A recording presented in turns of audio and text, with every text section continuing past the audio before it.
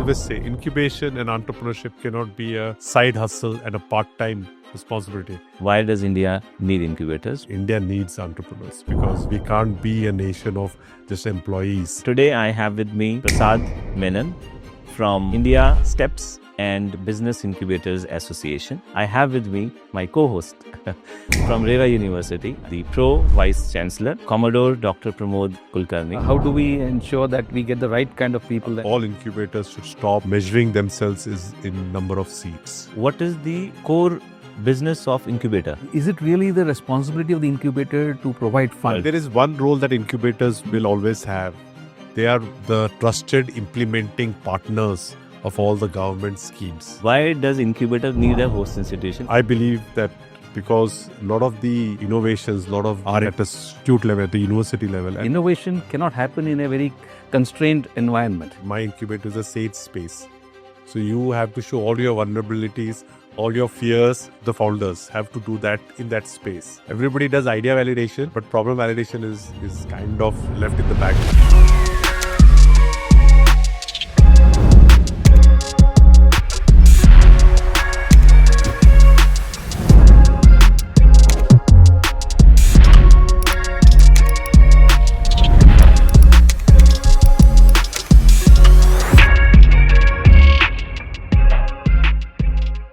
Welcome to the Guest India podcast. We are back again with another episode. And in this episode, we are going to travel to a different stakeholder in the Indian startup ecosystem, incubation centers. And today I have with me Prasad Menon from India STEPs and Business Incubators Association.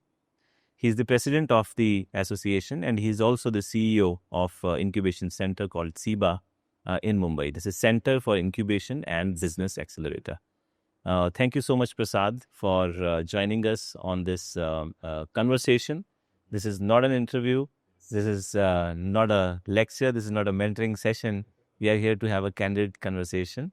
And of course, I know Prasad for last several years during our association in ISBA, and we've exchanged several interactions and have thoroughly enjoyed wherever you delivered sessions and, sitting across the hall on the chairs, listening to, an amazing orator who holds the attention of people. And today I'm bringing to you a conversation with Prasad, which will illuminate, which will bring light to a lot of basic ideas about incubation centers. Why? Because in the student entrepreneurship ecosystem, the very first support system that they have is the host institution, the academic institution where they're studying. And within the institution, we have an incubation center where the students first knock the door and ask for support. Are host institutions and incubation centers prepared to deal with the startups, with the student startups especially, and also with the students who don't necessarily have a formidable startup and are trying to begin? And therefore, to empathize completely with the viewpoint of an incubation center, a relatively new incubation center, an upcoming incubation center, I have with me my co-host from REVA University. I have the Vice Chancellor, Commodore Dr. Pramod Kulkarni. I was very recently joined this institute and he will bring to us the questions from someone who has although spent years career in defense and now joining academics, trying to do good for the country, for the youth. He, of course, knows how to lead people, how to build organizations, but what is incubation? That is something which will be relatively new to him, and we will benefit from his fresh perspective and questions which otherwise me and Prasad would completely miss, because we'll start talking about, from the viewpoint of a 5-year-old incubation center. So welcome, Commodore Dr. Pramod Kulkarni. Thank you very much for joining us for this interaction. And together we will navigate this conversation with Prasad. So first of all, Prasad, we begin with very high level overview, or let's say an introduction to this entire conversation. I'm starting with why. Okay, Simon Sinek says start with why. So I would say, why incubators? Why does India need incubators? Why does student entrepreneurship ecosystem need incubators? So it's a very relevant question, and I must say that there is the I and the E, the innovation and the entrepreneurship. So without even getting into innovation part, which is a huge different agenda that we have as a nation, as far as entrepreneurship is concerned, uh, it's a known fact that India needs entrepreneurs, because we can't be a nation of just employees if we do not have, I always say the number one prerequisite to to become an employee is that you need an employer. So if we are training our youth to be placed well, the word placed itself again requires somebody to place you. So so if that is the case, then entrepreneurship is not something that is taught in the schools or in the corridors of higher educations. Uh, so it either it comes up from the social context, it comes up, like family businesses. There are certain communities in India which are prone to entrepreneurship, and that's nothing to do what they learned in schools or in their institutes, but something that they learned in the social context, right, in the family context. So do we rely only on that, or do we actually inject entrepreneurship into the into the mainstream? And once we do that, who are the centers, who are the enablers who can help them? And that's why incubators come into play. The word incubation itself is like, it's giving the right environment for those budding, aspiring entrepreneurs to thrive. So for me, I think entrepreneurship and need of entrepreneurs also comes with need of incubation centers. Great. So let me take this conversation to Commodore Kulkarni here. Building a nation requires people to be educated, people to be trained. We need entrepreneurs, right? You've led different kinds of organizations, right? You've been in defense, leading people there, training them, disciplining them, and then preparing a force, right, which protects the country. How much of that is now? Now you've of course entered academic institution. You have young minds. How are you contrasting these two experiences? Although your overlap has been with the academic institutions, you were earlier teaching at IIT Delhi, right? So you see youngsters who are learning in the classroom versus now startups. Versus in defense you have people who you have to train, to discipline, ready to die for the country, right? How do you see these two different worlds, and how are you navigating or balancing, what you implemented there versus how are you going to conduct yourself now here in the academic world? Well, it's a very interesting contrast that you bring out. They are actually different worlds, but there are certain underlying things that are kind of similar or common. First and foremost, we believe in the armed forces that everyone can be trained. There's nothing that somebody is outstanding and then everybody can be trained. That's number one. And it's only that you require to get his engagement and is appropriately motivated, and then, you have to work on that plane, and then the person can thereafter become a wonderful human resource. Coming to the difference in the training there and here is that the kind of enthusiasm, energy, and kind of exposure that today's generation has far exceeds anything that preceded in the previous generations. And what our country needs is that the next battle is not going to be fought the way the last war was fought. Right. And to prepare for the next battle, the how to prepare for it is going to come from innovations. It's going to come from startups, which are going to culminate in products that are going to be finding their way on the front line. Yeah. So that is going to be coming from the spaces like these. And in this is exactly the point I want to hit. In innovation and entrepreneurship, you have to let people thrive on their own. You have to, let them open, right? And in the defense, you need discipline. You have rules you have to follow. Really, you have to be in the straight line, fall in line, right? So that is the balance I was talking about. Now that we're talking about an incubation center, a young incubation center, right? You have to now promote creativity, innovation, think out of the box, correct, bend the rules. right. So Do you see the challenge? Do you see Uh, a mindset shift? I think it is mindset shift is not such a big an issue as it is made out to be. It is more in the sense that without innovation cannot happen in a very constrained environment. It requires a free mind. It requires enabling environment to be placed over there. So I don't see a contrast. I mean, that kind of an environment is required for that context of the organization. And here you require discipline of a different nature and a different variety over here. Right. But the mind needs to be free, mind needs to be questioning, and mind needs to be open to new ideas. Great. And now we're going to open up with questions to Prasad, right? So that's why we have Prasad here. Now we have, I've been part of an incubation center, having built it, but those fresh questions I'll miss. Yes. So we have Commodore Kulkarni with us, who is, representing, say, REVA University or REVA Nest, the incubation center here. And, as somebody new into this domain, and likewise, we have several incubation centers across the country where either incubation center is new or the head of the incubation center is new. There are questions in the minds, right?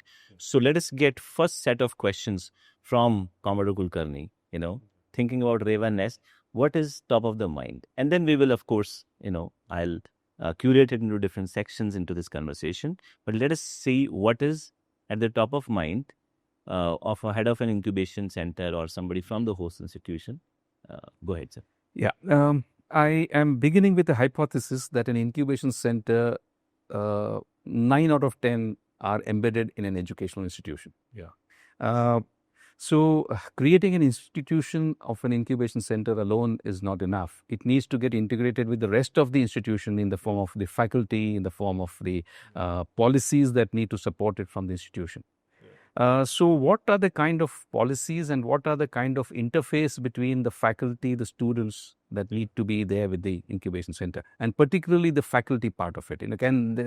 There's a tendency that sometimes they can be divorced from this idea of an incubation center. So you think, why host institution? Let's start with this question. Yeah. Why does incubator need a host institution? Why academic institution? So yeah, I think you can see that I'm smiling because this is not the first time we have, within the incubation community, it's a very well known. So first, let me, you're right. Predominantly, the incubation movement and the incubators are housed or hosted in academic setup, right? So that is the first part of it. Now, coming to why is it so? I believe that because a lot of the innovations, a lot of the R&D at the institute level, at the university level, and if you look into the US, talk about MIT labs, all of those things, right? So those innovations, those ideas that the students work on do not get commercialized because those are part of student projects or academic projects. And they may end up as a research publication or sometimes may even, there's a patent filed. But that commercialization of that's what the incubators get involved. That's where the birth of the startup, the marriage of innovation and entrepreneurship can happen. So academic institutions are the perfect space, the perfect field of play to actually get innovation into venture. And that's why you have to be there, right? Because, and if you take in the context of India, once people are into that mode of innovation as students and have created something that they feel can solve a problem using technology, that enthusiasm may completely be lost once they get into pressures of society, of getting placed, getting, a stable income, getting a very good brand as your employer. So what happens? So if at that moment in time there is an incubator that can encourage and actually also show the other side, the other path, nothing like that, right? So that's why I feel that incubators have to be hosted in academic. Absolutely. Yeah. So see, incubation centers have this existing set of physical resources and intellectual capital there. There's faculty, there's research being done, there's equipment, and you can just leverage that. And government does not have to double the spending, right? Set up new institutions from the very scratch. Yeah. So you leverage what you already have, right? That is the principle based on which. Yeah, but I would also answer to what Commodore Dr. Pramod Kulkarni asked, right, with regards to uh, so so while we say this is what is needed, it comes with its own set of challenges because academic institutes have been run in the for decades with a particular philosophy, particular value system, and also with a particular metrics of what success is, right? So now we have to reset that a little bit, and that is a challenge. So faculties who are incentivized in a particular way now have to be incentivized in a different way. So which requires a lot of stakeholder engagement right from the beginning, which means that if you are the voice of the incubator within the faculty and the university, it would be incumbent on you to sensitize them on this particular word. And then, of course, the leadership of the institute should also be supporting this initiative. Uh, because that resetting, once it happens, and all the faculties see that, okay, now it is not just about, having a nice project showcased or exhibited, or at best a paper published in a journal. That is not the metric through which we will be measured, but how does that translate into a venture? How did we support the students who would want to do it? If that is the metric, then and I must say that some of the institutes are doing extremely well by getting the faculty as part of the venture building, right? So that's the best way to engage them. But step one, let's say, before even you start, the stakeholder engagement with all of them, sensitizing them about what is entrepreneurship, what is the whole startup movement happening, that is very, very important.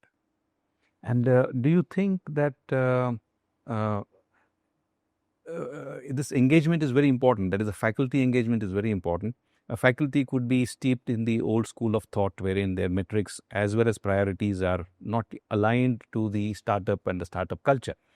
What are the policies that need to be put into place formally, number one? And secondly, is there anything that prevents them from, what typically prevents them? And I see that probably it's perceived as a clash of interests. Supposing a teacher or a faculty is engaged in the startup, then he or she is going to neglect the teaching responsibilities. Yes. So these are the things that play around in the policy formulators. Can you, from your experience, enumerate how this can be navigated? So see, if you talk about policy, there are already NISPs and IICs policies which are pushed from Ministry of Education, from AICT, where startup policy, institutes level startup policies are there, encouraging a particular amount to be spent, encouraging faculties also to be given, leeway in terms of their engagement on academic versus this. But all those policies are only meant to, will only work if the faculties genuinely believe in venture building as one of their success.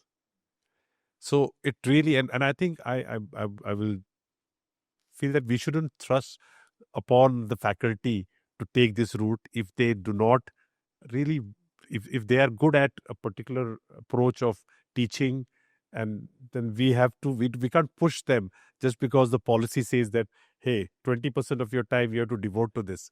You can't do that. And I think I always say, if you go look, every university, every institutes would have those set of faculty who are driven by innovation and who are driven by commercialization and also entrepreneurship. Choose those faculty to drive your incubation center. Otherwise, if you make it like a program and an additional responsibility on top of their teaching responsibility, on top of their administrative responsibility, then they will only look at it as a program and a project that they have to execute. It is never, and I always say, incubation and entrepreneurship cannot be a side hustle and a part-time responsibility. It should be a full-time responsibility. You can do a side hustle, that's a separate thing.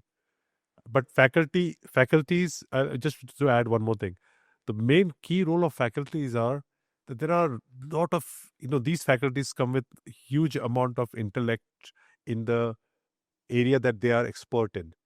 So when startups are working in finding a solution, the thrust area that they work in, these are the faculties who can help them, right, on that particular technology, on that particular system, on that particular process. If somebody is an expert in, I don't know, underwater welding, right, the center of excellence of welding in an institute, right, and if somebody is building, I don't a submarine, since you're with your expertise, right, submarine detection system and repair system, a startup is working on that, then for him to understand the nuances of those processes, the chemical formulations, etc., it's this is where the faculty can support them, right, and you can make it interesting for the faculty, right, because now they are actually helping a startup uh, in the venture building. So that's the faculty engagement can also happen. Right. So see, the policy can only mandate things, right?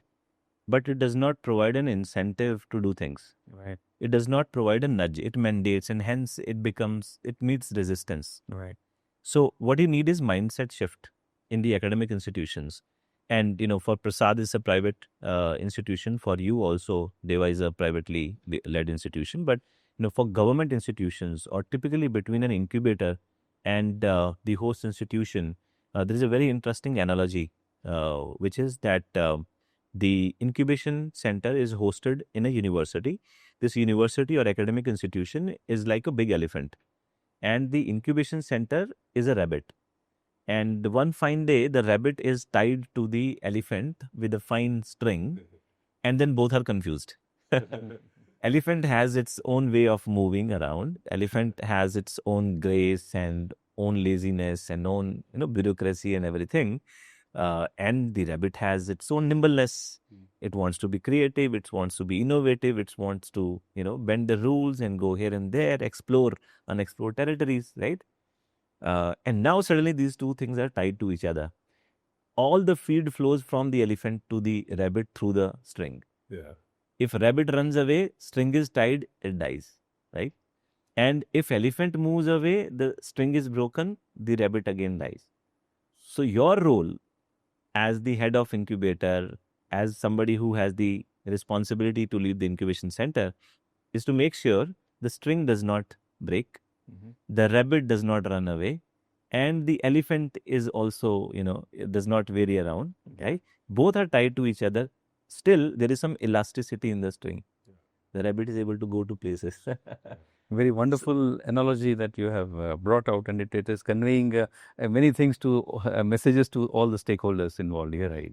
We have to negotiate between the stakeholders in the institute. So I think very first question, Commodore Kulkarni, is the elephant will be confused, right? This is an academic institution. There are departments, there are school, there are labs and all. And suddenly you have an incubator. The question is it a department? Is it a school? And the answer comes, no, it's a society. Yeah. Oh, what's a society? Answer comes, it's a Section 8 company. What is a Section 8 company, right? So let's go to Prasad and talk about what are the different ways in which incubators are structured legally, and what is the necessity of these structures. So you absolutely. I think what happens is the word technology. Let's say when Department of Science and Technologies started incubators, it was called TBI, Technology Business Incubator. Now, engineering institutes understand the technology part of it, right? Now, business incubator, business suddenly, because in education, all education institutes are charitable trust or societies. So there is no private limited. So most of them fall under the Societies Act or the Charitable Act. Nobody comes under the Ministry of Corporate Affairs. Nobody comes under the Companies Act. So there's no Companies Act. So in fact, you don't even, there is nobody in the institute or the university would know what is the Companies Act. Right? Yeah, we are busy doing our teaching and research in whatever specific area. Right? We all, and I always believe, education, it is a social, for the social good. It is an activity that has to be charitable and not a profit-making mechanism. So that's how the academic institutes are run. Now, incubators, because we are now almost incubating profit-making enterprises. There may be enterprises which are social enterprises, but still social enterprises doesn't mean they're charitable.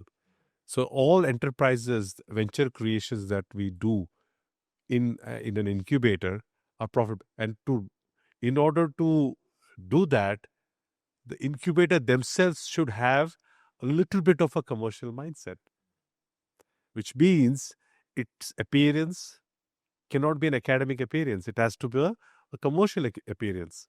So if you see most of the incubators, when they are housed in an academic institute, they look different. They feel different.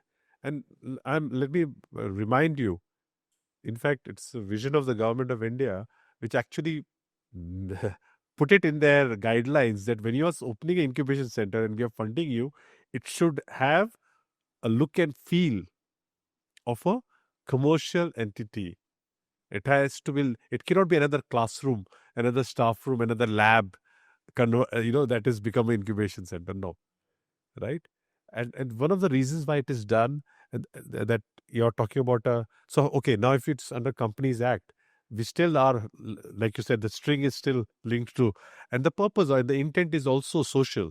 So that's why we have an entity called Section 8 in the Companies Act, which is not for profit. So where profit making is not a motive, where we are not trying to, always try to see how can I earn more from these startups? How can I keep on? So the motive is venture building, but with a not-for-profit journey. Okay. And who better than Prasad, who comes with a long-standing marketing career, to talk about appearances, packaging, right? Yes. So interesting. I mean, I never paid enough attention to incubator has to look different, Yes. look commercial, and so on. How are you reacting to these ideas, Commodore? Yeah, very interesting aspect. Like it's important perspective. I myself had been very curious. What is the Section 8 and what are the previous 7 sections, and why is it called a Section 8? But you clarified a Section 8 is previously Section 25, by the way. Right. For the 2013, I think after that it became Section 8 company. Yeah. So Section 8, you clarified. The new knowledge that I've gained here is that it's a not-for-profit company is called a Section 8 company. That's very interesting input, an important input. The other aspect that I find in the few people that I've interacted, that the academic institution has got space, encouraging the students to enter into this space and incubate their thoughts and ideas and concepts. But they alone can't be enough. We need to get a few startups and incubate some people who are outside the academia as well. So what should be the ratio? We can't have the outsider people to coming in. Then it becomes a real estate kind of a format, and you're providing this real estate and they come in over here. So what would be a healthy mix? And secondly, how important it is to get them here. And the third aspect would be that how do you filter them and choose and pick and choose and who can come in? So absolutely, I'm great to see that you're asking all the right questions. Number one is, in fact, all the I'm talking about government policies of supporting and catalyzing incubators. The government always says it cannot make it exclusively for the institute. You're doing it for the region, for the geography. So it is not an exclusively incubator only for the institutes, because you're there to promote innovation and entrepreneurship, and not promote innovation and entrepreneurship for your students. Because you're in that setup, your students will be the first one. They should be the first one to leverage and pay. But you cannot exclude those who are not within your campuses. So that is what. Now the ratio, again, it really goes, it varies. IIT Bombay, when they started the incubation center, almost 20 years ago, because it was a small incubators, and the number of ventures that the IIT Bombay students and faculty were creating were more. So they didn't have any room to take ventures from outside. So they had to actually put in that exclusively only for IIT Bombay. At least one founder should be from IIT Bombay, or the faculty from IIT Bombay. But since then, it has grown multiple times. Today, which is the incubator of IIT Bombay, is big. And now there are multiple startups from all across, not just Bombay or Maharashtra, but all across India, who are incubated at Sign, because again Sign has got its own thrust area, the mentors, the access to different uh, infrastructure that they provide. So then now the ratio is suddenly, so from 100% institute-based startups, now the ratio will change. I don't know exactly what the numbers is, but there's no hard and fast rule over there, right? So I personally feel you shouldn't even try to target that. I think it's a great sense of satisfaction if many startups are coming from your institute. Yeah, that's the right way of looking at it. You're thinking you will have when you ask this question, probably you're thinking, hey, what do I do if people from outside apply? The problem you will have is there are not enough people from inside. Yeah. When we started in IIT Mandi, first 6 months again, we said we are only for IIT Mandi. And then we realized, there are not enough ideas. Yeah. Because in an institute, and this was back in 2015, 16, and there is no entrepreneurship ecosystem. Startup India program only started later, 2016. So at that point in time, we didn't find enough ideas, and then we opened to outside. And gradually you realize, entrepreneurship is all about collaboration. You have to bring in people, and you can't have only, within these four walls, those people who have entered, they will only participate. You have to let them rub shoulders with, people from outside. There is knowledge exchange, there is talent exchange. People learn from each other, collaborations, multidisciplinary, and so on. All of that has to happen. So actually, when you get into operations, you will realize that there are more people from outside who are who do want to come in. We ended up having only 10% startups from within our institute, and 90% from across the country. Right. Yes. Yes. So yeah, I mean, it's interesting how the questions also change over time, and how we think about those questions in the beginning actually is not a reality. Yeah, absolutely. I think that, that was the first part.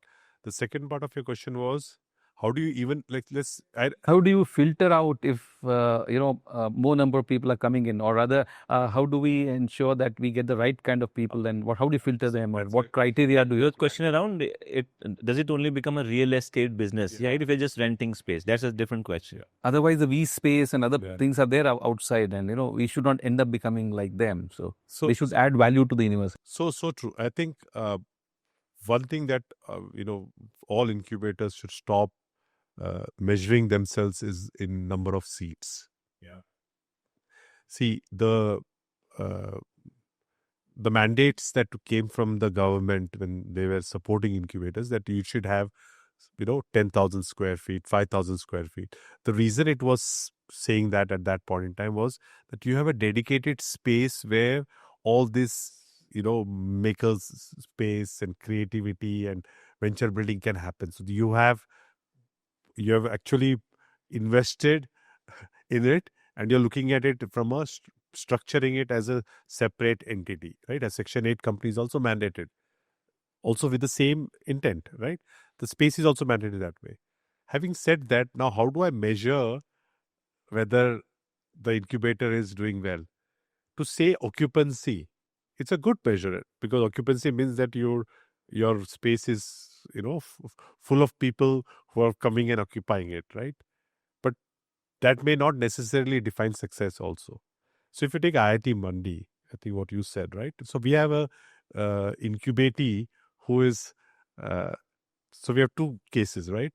One incubatee who's in Mandi, right? Started his incubation journey, he was a student, and then he's also incubated in Mumbai. And I have an incubator who sits in Mumbai, who's also incubating in Mandi, right? So that co-incubation is also an important thing, because to say that one incubator is the answer for everything at every point of the journey, because as the journey changes, the maturity comes, you may need to collaborate and co-incubate with someone else. Let's give an example. The challenge of, let's say, funding, right? Some of the startups that come to your incubator and they really need funding, and you still do not have the pool or the government grants to fund them, and that this funding is important because they have to build a prototype. Now, how do you? So it is as an incubator, it's your responsibility to at least give them the information of where they can access it, which are the other sources, because they may not be privy to all those information, right? Now, if they get a funding from another incubator, because that incubator has got a grant and it's a, now it may be mandated that they have to be incubated there, right? No, but they are incubated with you. They're only going there for funding, right? Now, here's it where we as I would say, the anchor, we should allow these startups to say, okay, you should now get incubated there, because at this stage, that funding is very important for you. And having said that, then you and the other incubator can together have a discussion where some things that he or she is getting in your incubator continues, right? You can't say that, oh no, exclusive, you can sign only one incubator agreement at a time. So there are models in which we have to work. And this is what I think Puran was saying, no? We might have to break some of the rules in order to accommodate the number one stakeholder the incubator has, that is the startup. There's no one else we are trying to be answerable to other than the startup. But actually, see, over the years, incubation sector has become multidimensional. Yes. See, earlier, if we, before you and me would have entered the scene in 2015-16, incubation centers were mostly about space, yes, plus shared services, right? And also, incubation was a lot about hardware stuff, hardware products, deep tech startups, right? And that is where you are fixed to a place. You're going to take 2 to 3 years, 4 years to develop a prototype, come up with a product, right? And maybe mostly B2B, probably, just guessing that. But mostly it was about real estate and shared services, and you spend the time, in that institution. Now, we have the multidimensionality of the incubation center is that startups are today predominantly software startups. Yeah. Okay, they are not regional startups. Their market can be anywhere, Yeah. and they are daring to go B2C as well, direct to customer, and hence they want to capture different markets. Yeah. So therefore, incubation center has actually evolved from just being a place where shared services and setting space is available, because startups could not afford a big office. Yeah. Now they can rent chairs. Now incubation centers had developed into a place which can help them network, Yeah. which can help them connect to whichever other incubator, other body, other government has the right kind of resources for them. And hence, the startup wants to work in Himachal because they're working on tourism, for example. Yeah. They also want to work in Goa, right?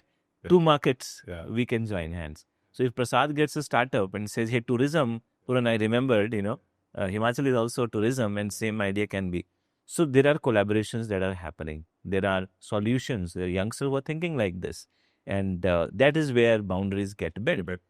So incubation is evolving. And since we are promoting, backing entrepreneurship and innovation, in future, we don't know what kind of models will further evolve. But this co-location part of it is very interesting that you brought out. Yeah.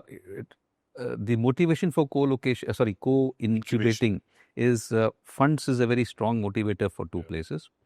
Some places, it could be because they run out of space in one incubation center as they wanted to probably expand. So for space could be another motivation. City can be that, I think somebody's incubated, say, in any other place. When they say, oh, you're located in Bangalore is a place where I want to be. So that could be the reason for co-locating. So whatever could be the reason, what are the kind of agreements that either one needs to let go or be possessive about कि बच्चा मेरा चला जा रहा है. So from the point of view of incubation center, if I have to let go somebody who has got incubated, showing a lot of signs for growth and maturity, and then at one point in day I just let him go away. I mean, I've worked so hard over here. It's not a very easy thing to happen. So how does this co-incubation concept work? Or what is it that we share with the new center, and how much can we claim that we incubated that? So this is a good question, because what happens is this comes a challenge when the government agency that is promoting and funding the incubator sees the same startup appear in multiple incubators. So every incubator stakes claim to the to that particular startup, right? So that you ask, right? Where does this, whom does this startup belong to, right? Who is who's the mother, father, or guardian or parent of the startup, right? Um, so just to let you, ISBA as an association, we are working on creating a formal co-incubation agreement that can be signed between incubators. Having said that, at this stage, like I said earlier, the only stakeholder that all incubators should look at is the startup. If the startup is benefiting from co-incubation, from leaving you and going to another incubator, that is the time where you have to let go. Because at every stage, the startup will need something that you as an incubator cannot provide. So you have to let go of that. And that's the reason why there is a pipeline. There you give a period of incubation. If any startup is with your incubator and if it's not a deep tech startup, for 18 months to 36 months, which means that that you're not creating enough churn. You need to get in people and let go of them. What happens when they let go? They may join another incubator. I'll give a good example of we have a startup right now at CIBA. His entire team sits in CIBA, and since you're from the defense background, he's actually one of the recipients of the IDEX grant, and he's solving a problem that was given by the Navy. Right? It is how do you stop let's say, I don't want to use the word enemy vessels, but vessels which were unauthorized in our waters. How do you stop them in a non-lethal way? That is a problem statement given by the Navy, and he had, he won that challenge. Now, his challenge required an underwater autonomous vehicle, right? That has got the range and the speed and the detection mechanism so it can go. And also to throw a chemical into the turbine so that the water becomes viscous. Those are multiple things he is talking about. I don't know the technical depth of it. And then, of course, the vessel stops because of the engine clogging or whatever. Now, just imagine this, and his entire team is actually sitting in CIBA. Now, does CIBA have a host institute with chemical technology? No. Does CIBA have a department for underwater vehicles? No. So, IIT Bombay, he's working with for the actual underwater vehicle. ICT, he's working for the chemical composition. And he's sitting at CIBA because we are providing them with the access to the water resources. Because we have a swimming pool, we have a creek close by, we have the network to do that. Plus, he also has access to certain components and talent. Also, he recruited a lot of people from there. So now, if you ask me, do I claim that this particular startup is mine? I would not. I would say that he is, because we have to find solution for him, right? And ICT also did not say that we will provide you with the expertise of chemical only if you're incubated with ICT, or Sign would say that. It doesn't work like that, right?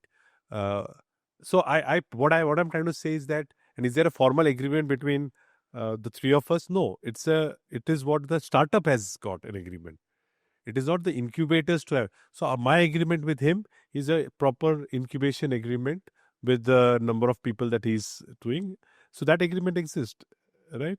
And tomorrow if he says that I need to change it, I'll be open to it, because what he needs, it's not what we need, right?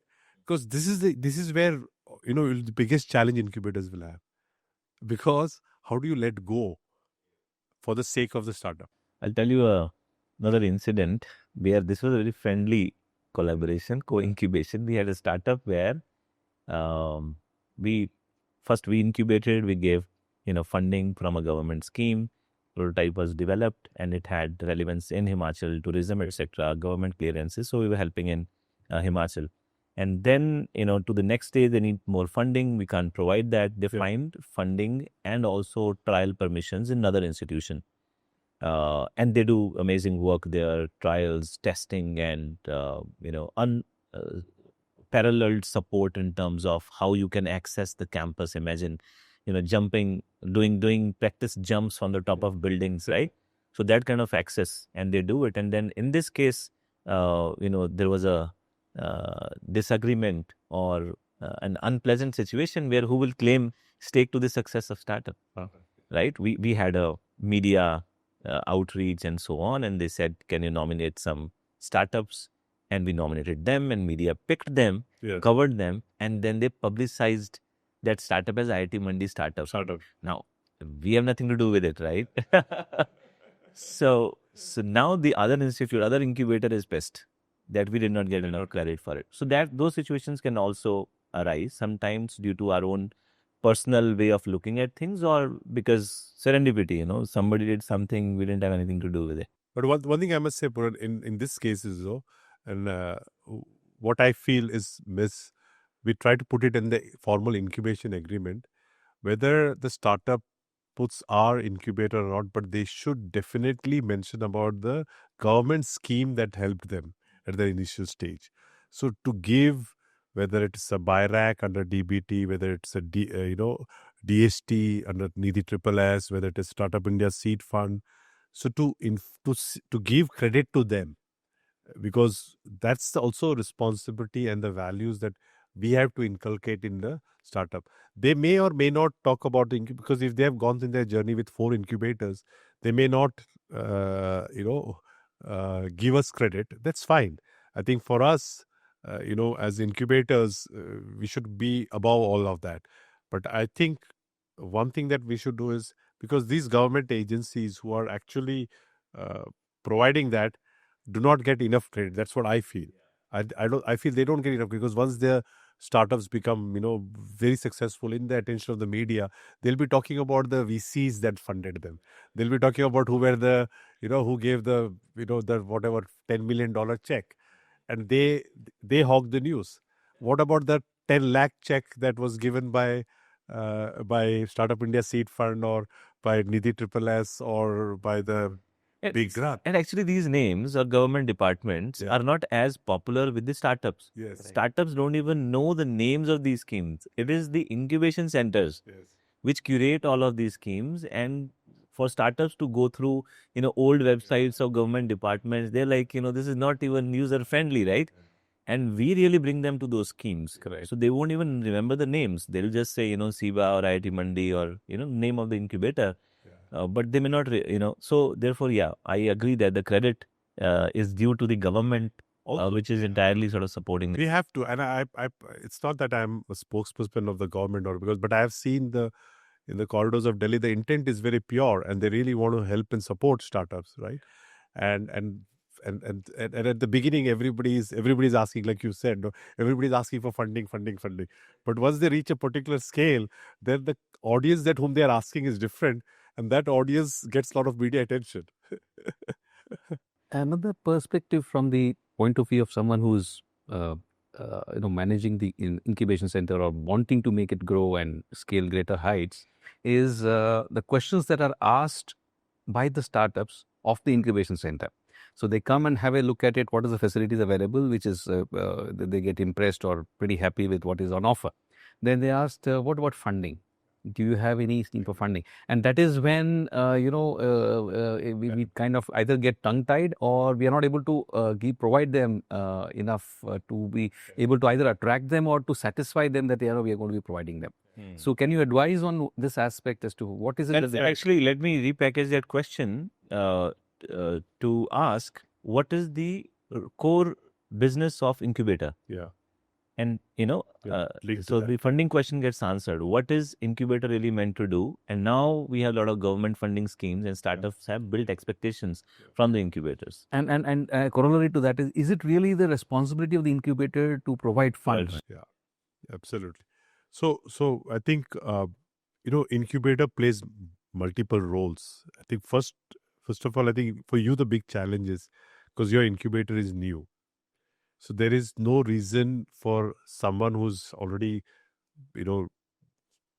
created a startup and is now working on his or her product. Well, at the end of the day, the founder is doing the sweat, and so that's why the founder is coming to your incubator and asking the right question: what will you give me, right? So where when you're seeking out the startups, the startup will definitely ask that question, right? So which is natural, because right now you're at a very early stage and your incubator is not known for what you're providing. So that's why you have to market yourself currently. Uh, I'm telling you, when we sit across after 5 years, you will not even have that as a challenge, because you'll be known for something, and then startups know that they are coming to REVA Nest for a particular, because REVA Nest is providing something, right? Or there is a startup ecosystem. There are other founders who are also from whom they can benefit. Now, um, see, there is one role that incubators will always have. They are the trusted implementing partners of all the government schemes, whether it's a state government or a central government, right?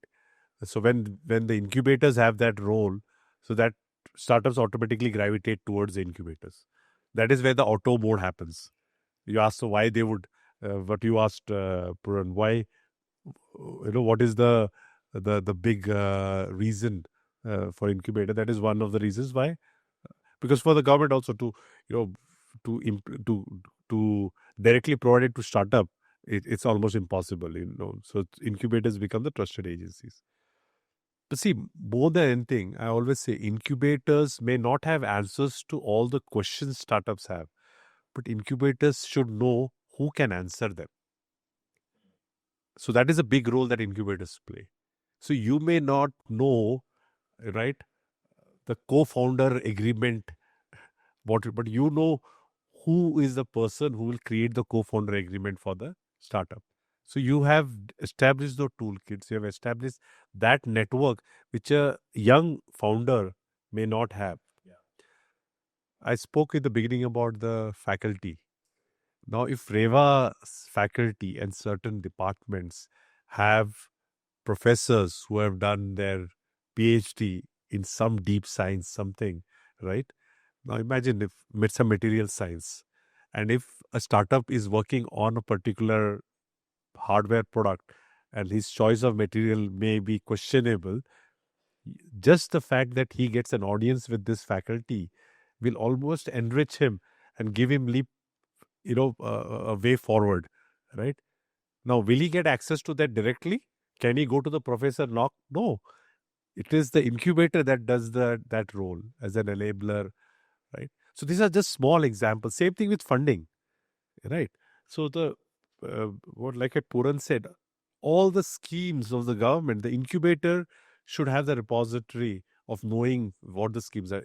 So incubator is not funding. Incubator is telling where the funds are, what schemes to apply for, right? So in the first few years of CIBA's existence, we did not have any funding.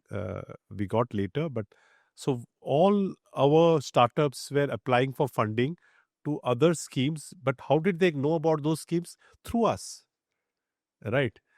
Now, when we have the funding, we have startups from other incubators applying and also then incubating with us, right? So there are, there's no one size fits all. Every incubator has got its unique characteristics. You're housed at REVA University, which has got its unique characteristics. It's got its unique strength. So you have to play to that strength. The area, the region where you are in, you have to play to that strength also, right? And that is one thing. Once you know that, then slowly people will start gravitating towards that. One hack I can tell you is that if I always tell for those who are starting, what you should do is try dig into your alumni database and find how many startups are there where your alumni are founders. Reach out to them, ask them if they are house somewhere in Bangalore, that why don't you come and set up your base here? They would love to, because they can get interns, they can get employees, right? All of them that they'll get, and plus they know that they can get access to faculty and all.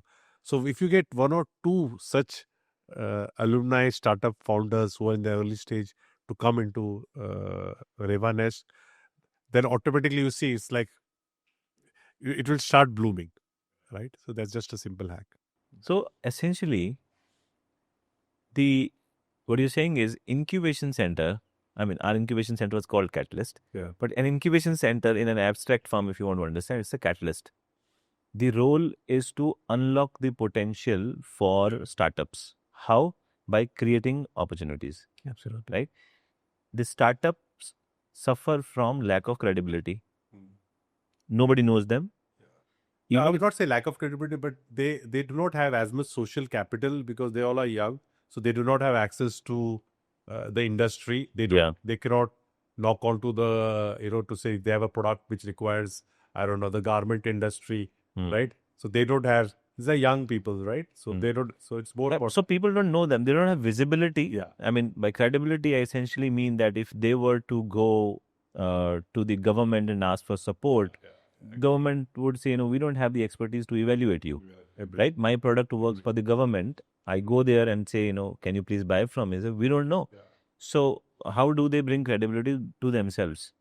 And that is the role that incubator plays. One of the roles, right? You bring credibility, then you validate technically the ideas that the entrepreneur is bringing, and you help them test as well. So in that sense, overall, you back, basically, they are white labels. And then when you say they are incubated at CIBA, they are incubated at IIT Mandi or REVA Nest, then the receiver, either investor or customer, they would say, okay, they've been vetted somewhere. They have been part of an institution, a program, an organization where there was competition, there were filters, and I'm looking at somebody credible.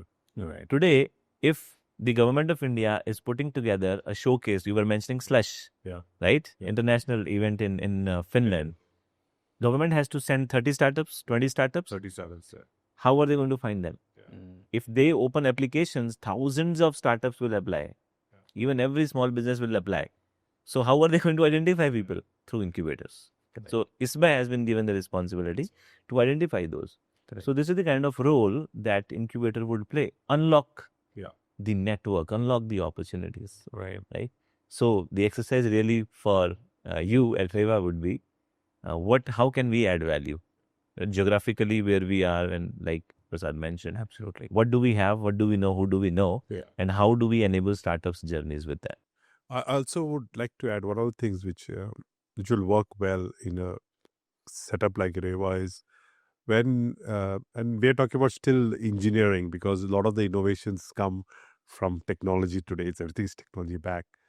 Is that when you have your students in the first year, right, and you have an orientation program, that is the time when you should start seeding about the incubation center, about entrepreneurship, giving them the possibility, because that time and that first year, if they are able to envision that, and I'm not sure whether, because in our college we also have parents who come in. So if the parents are also there, so the parents then also open up to the possibility that is in this university, besides the placement, because otherwise the question is always, this is our placement ratio, this many, the whatever, Infosys comes and takes right of first refusal, so many people. But then you can also showcase about the incubation centers and what does the incubator can provide, etc., right? So that seeding can happen there in the first year.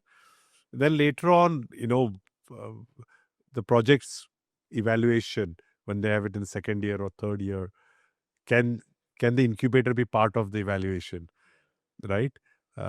So again, even if there are 20 projects, out of which 5 actually see they are serious about it, the teams stay, then you have your 5 in the pipeline already every year. So. Yeah, I think this is the top of the funnel, right? The question was, earlier you were asking about, from within the university, from outside the university, who do I welcome? Who do I negotiate with? I think it's a great idea. Early on, if you seed this idea. And as you correctly pointed out, the placement is something that gets advertised even at the entrance of the university or in the advertisements. And it's never saying that, I've got an incubation center and then we have incubated so many people. It doesn't probably have a traction in the target audience as well, or...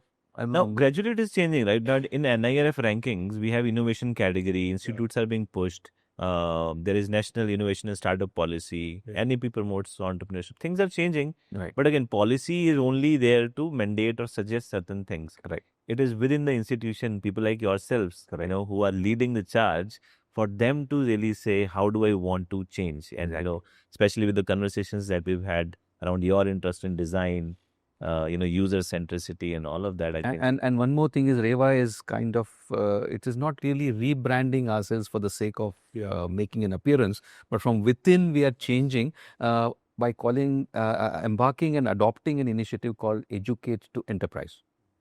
So we are kind of embarked on this as from the grassroots upwards, and we want to permeate and percolate outside, saying that we are not just producing educate, but we are educate to enterprise. So that is a theme that we have adopted. Interesting, yeah, absolutely. But one thing I also firmly believe, that entrepreneurial bug, you can't force it upon students.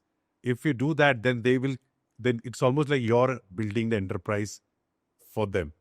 Because incubator is an incubator. The child has to grow on its own. Yeah. Right? If you are going to tell them, okay, this is the idea that you should work on, this is that it will not work.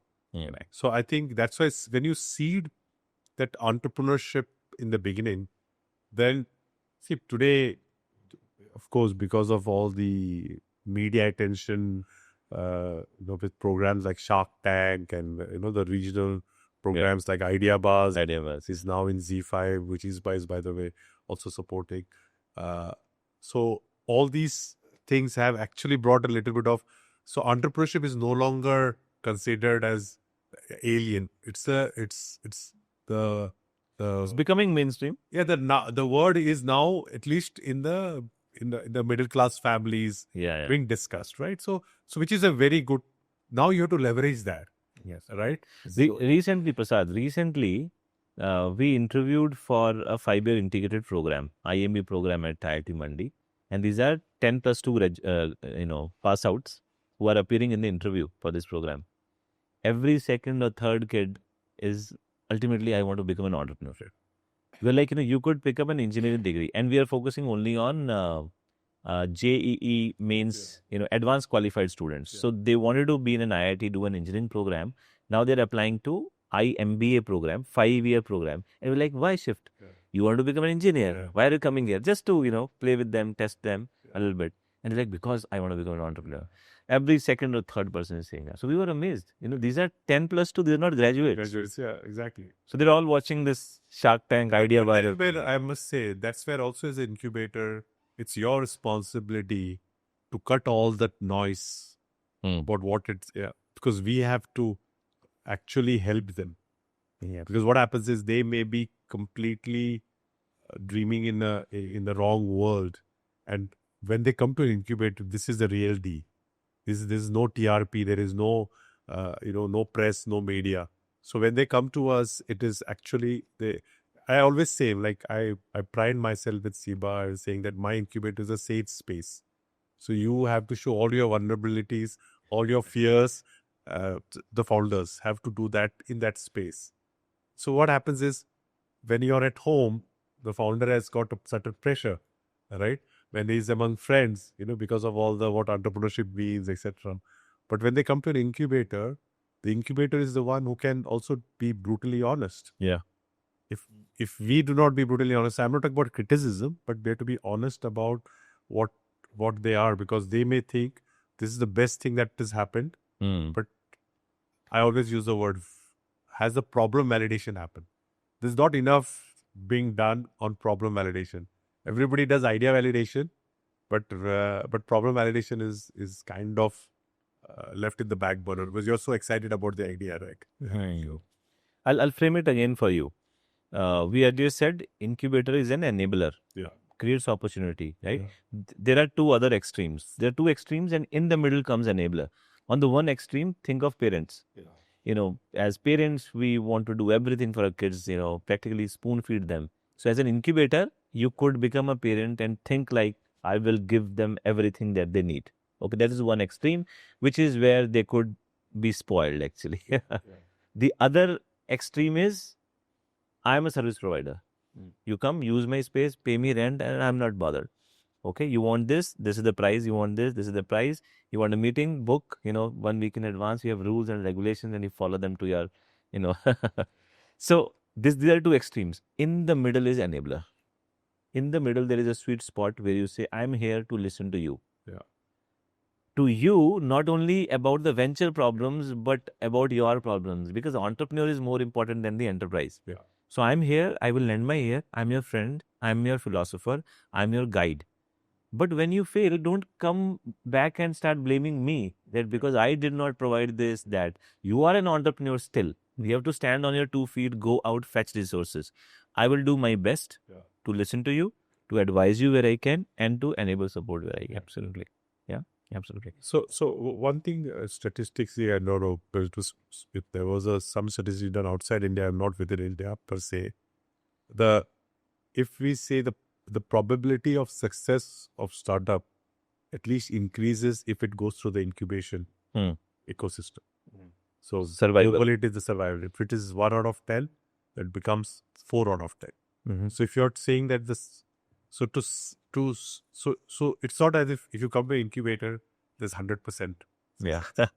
Right? That failure is a part of innovation. You know what you spoke in the beginning about that army discipline, and you asked that question of breaking the barrier. One of the big things that in the startup ecosystem is trial and error. Yeah. The failing part of it, right? And that failure is part and parcel. If there's no failure, there's no uncertainty, innovation won't happen. Correct. Which means inherent is that all the startups who come to us, that they will be failing. Correct. If there are no failures, that means you're only selecting those who there is certainty. Correct. Understood, right? So, तभी जो blame की बात करें, the blaming part comes, is that's okay, that's their frustration. Yeah. Right? But we as incubator leaders, we should know that had they not have the incubator, they would have probably failed much earlier, or not much earlier, much later, right? With more heavy consequences. Yeah. You understood? Because we speeded up their venture creation. I'll give a contrasting view on this, which is that sometimes we may also be guilty of prolonging the failure. Because we have government grants, we have to give them out. We are hunting for startups. Startups are going to multiple incubators. There's competition as well. Yeah. And then we end up rationing the funding, right? You applied for 5, I'll give you 2 because I'll do 10 startups that way. Yeah, so that's but that's not a contrast. That's a incubator with the wrong intent. That's side effect. Yeah, that's a side effect. See, the intent is right in the sense that I want to maximize the impact, and probably you don't need 5 right now. You only need 2. Yeah. Right? And also there is this entire administrative load and delays in funding and everything. I mean, we are happy that there is funding available to startups through incubators today. Yeah. Absence of it, you don't want that scenario. Yeah. But presence of it will have some shortcomings. There'll be delays, there'll be time, because government money, right? We have to be responsible. No, you see, 2 things over here. I think this is probably for you since you're starting new. It is that not all startups are the same. Not all founders have the same maturity. So it is, again, that's where the incubator plays a role, because you have an overview of all the startups, right? So in that sense, how do you evaluate them in terms of, who gets how much quantum? It's not you have a committee, right? You have a committee that actually should be the one to judge, right? If you feel sympathetic towards one founder because you know the situation that he or she needs it more than the other one, right? You have to separate that. What is the venture needs rather than what the founder needs. Right. Right? And this comes out of, a little bit years of Experience. Experience and coaching and mentoring them.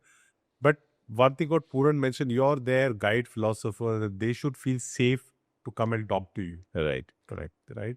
And once that happens, though, they should also know why you do not push them for the funding versus somebody else. They should know that.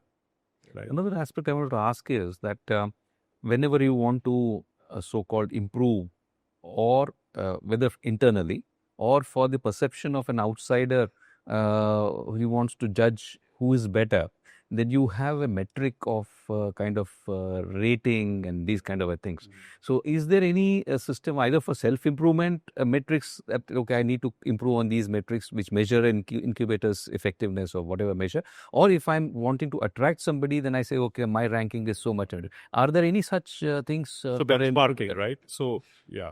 So this is again a topic that was in the incubator ecosystem has been discussed. There are ranking systems, but I personally do not believe in ranking because it's the same thing. I will use an analogy, right? If you have the same state board education in the state and you have a school, municipal school or a Zilla Parishad school in a remote tier 4 village and a city school with the best teachers, both are with the same system, both are going to in the 10th give the same exam.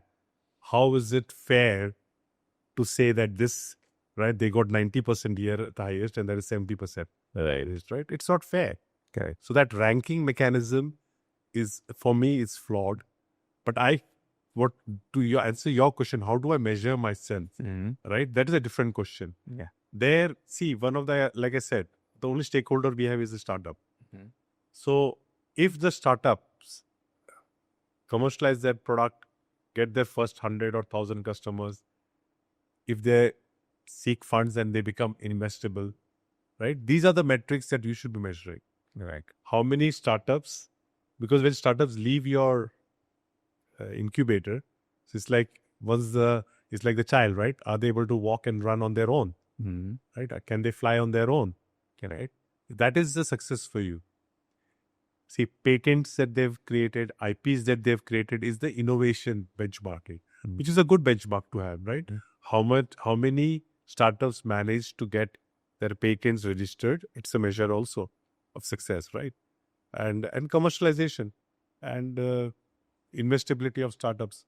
So now, if you say I got 6 patents in a year, and if you want to say how do I stand in versus others, again it comes to the same what I spoke about the state board, because you can't compare 6 to an IIT Madras, which has got a research park, and its incubator definitely will have a lot more patents compared to a university which does not have that much, legacy and infrastructure. So every incubator is different, and one of the metric or an assessment that we used in our very first level program was suitability for our program.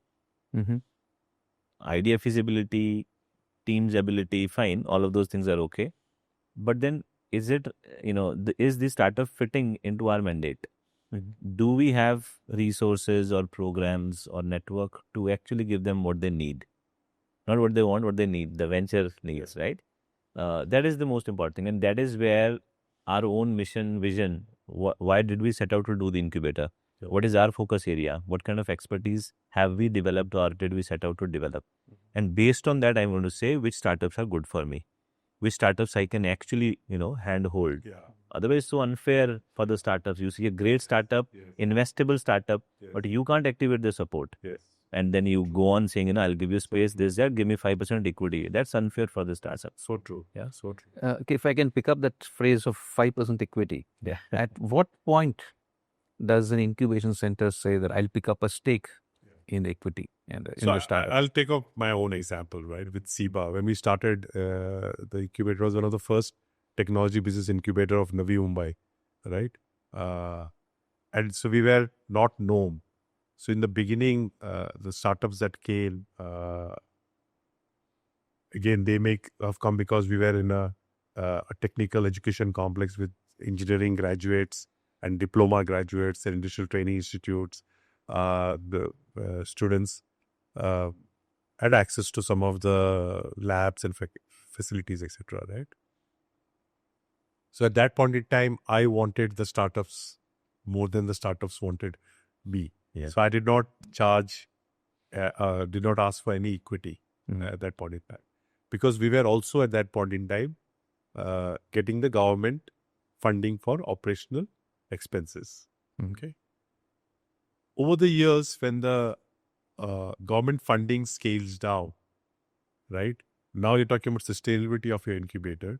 you have also reached, which is what the government also says, right? And in your case, if the host institute is also funding you, it will not fund you for perpetually, right? Yeah. There has to be a way where you have to find yourself.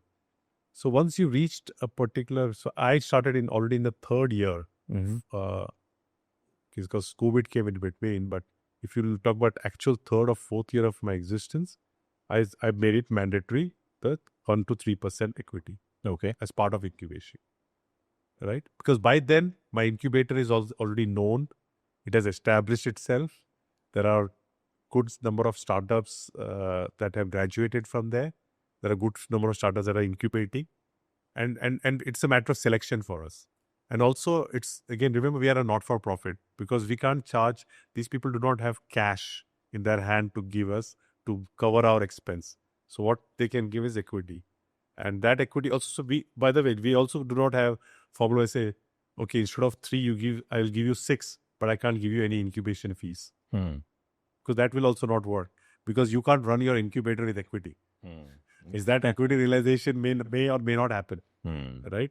So I would suggest that equity plus a fee, because that equity is only helping you in the future for sustainability when there is no support required. Right. And again, it's a long bet, Yeah. right? But the incubation fee needs to be there at least to pay for the.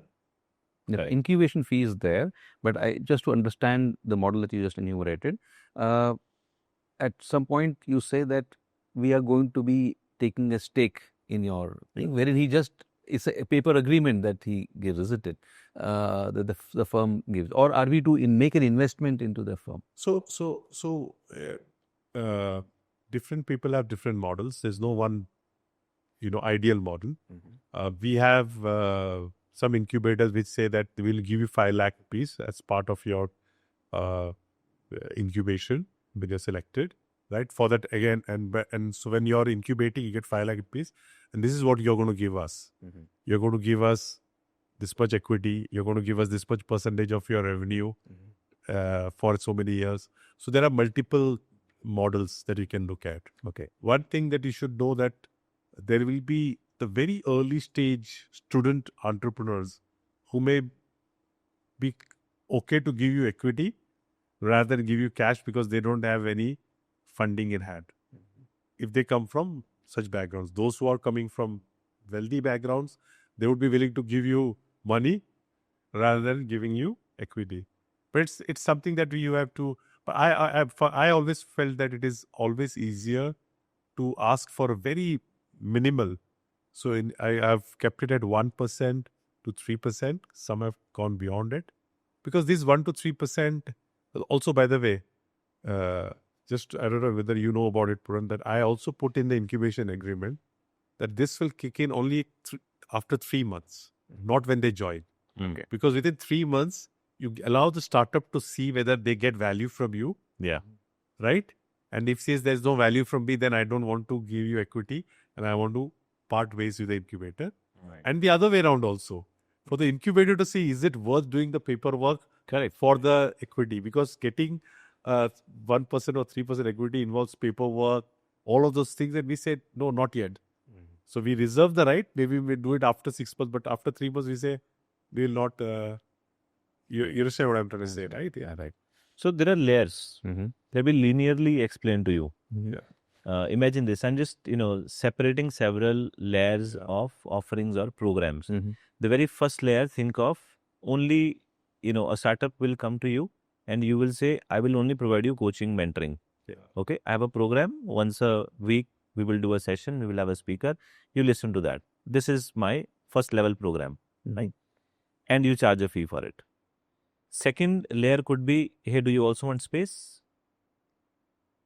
Do you want some tech support? You want access to lab? Now you're making available to them some fixed resources as well, right? There can be second layer, which could either be part of the first layer when you bundle it in terms of pricing, or you can top it up and increase the price of the offering of the program. Third is, hey, do you also need money? I could give you some money. Yeah. And let us start with only grant. Grant means free money. You don't have to return it. And I'm not taking any equity position either. We have funding from a donor and we will provide access to that funding to you. Then fourth is, hey, you're doing good. You need to scale up. You need more money. We can invest. And now we will take equity against this money that we will invest. Okay. Fine. And then a fifth layer where we say, okay, you want to go to market and we will actually, take you to market. We have corporate connections. We'll take you to your clients and we'll help you refine with your, sales pitch, etc. Okay. These are different layers. And now you could bundle everything together, but every startup does not need every help. Over a period of time as they mature, they will need all of these different things. Yeah. So now you want to say there are startups in different stages. Yeah. Am I catering to only first stage startup, which is idea, second stage startup, which is prototype, third, which is product, and fourth, which is go to market? So which stage should I cater to? Yeah. We started with idea. In the very beginning, we are not known. New incubation center, we start with idea. And then gradually we had more startups, and then we said, okay, prototype, fine. And then we also attracted more government schemes through which we could give grants. In fact, we started with a grant program, no fee. And we said, you come to our campus, stay in the campus, residential facility, you pay for only that facility, and we will actually give you 1.5 lakh rupees to convert your idea into a prototype. Do your user research, validate, and create something in 3 months. At the end of 3 months, we will say, let us take a decision. Is it going well? Not going well? Yes or no? If no, you drop out, do something else, whatever else you want to do. Or you want to start another idea, come back again, another 3 months. Or if you want to continue and we are also happy with this, then we do a 1-year engagement. Yeah. So incubation, as I understand it, the program is sans the money. There is no money involved. You are part of a mentoring cohort. You are part of a training cohort. And then once we have some funding coming from somewhere, we will evaluate, and some startups will get the money, right? And then I will say, in the beginning, I'll take fee. 3 months later, I'll take equity. Yeah. And there could be equity plus fee, or there could be only equity. Different people follow different models. Yes. But one thumb rule is, single digit equity is what incubators take. Absolutely. You don't want to be too heavy on the cap table. Yeah. That hurts the startup later when they are raising their funding. There are two questions that emerged from what you said and what you said. There are two different questions, but I'll just pose them in one go. One is the grants that the incubation center is having access to. So that means the incubation center itself is required to apply for grants. Oh, yeah.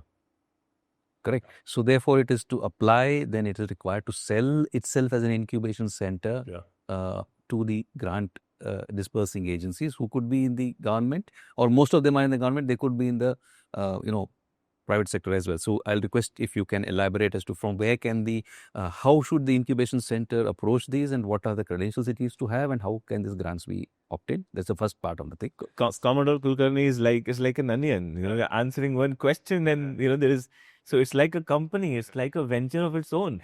You have to fundraise, you have to have operational program, you have to network. It's a full-time job, Prasad said. Yes.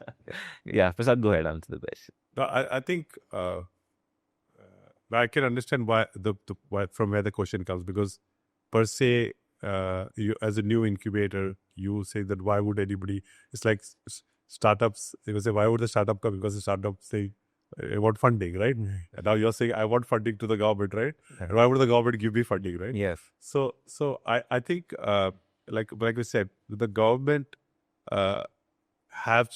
needs the incubators to do the part of implementing. The reason being the incubators are doing the eligibility, the suitability, right?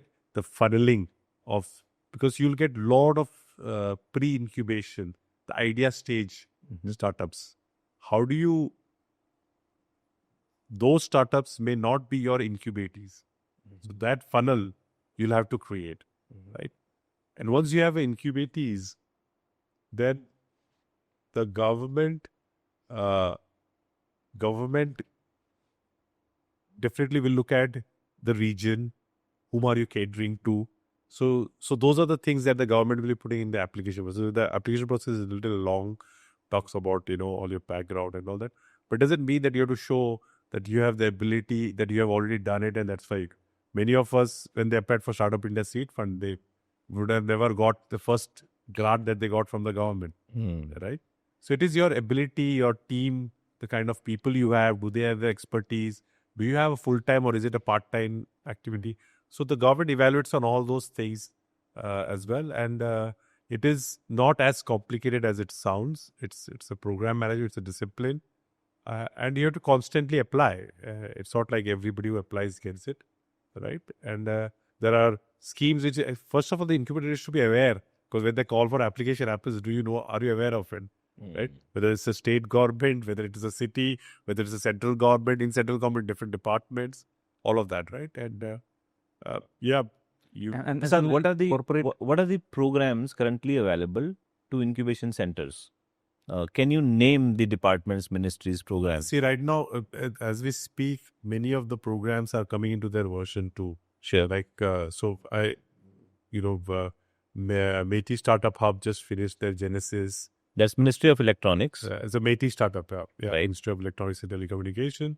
Meti's program is there. Then there is BIRAC, the BIRAC program. So Edge, they just concluded that also.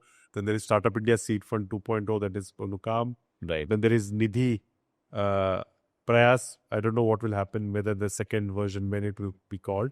Prayas is for prototyping. This is DST, Department of Science and Technologies. Prayas, and then Seed Support. SSP, again, it's not clear what will happen to the first. The thing is just finishing, the second one. So as we speak, there will be also within multiple different industries also. So they, Ministry of Agriculture will have its own or application. Correct. So there are ways and means where we can, where you can scout through them. Basically there are many ministries, government departments. Yeah.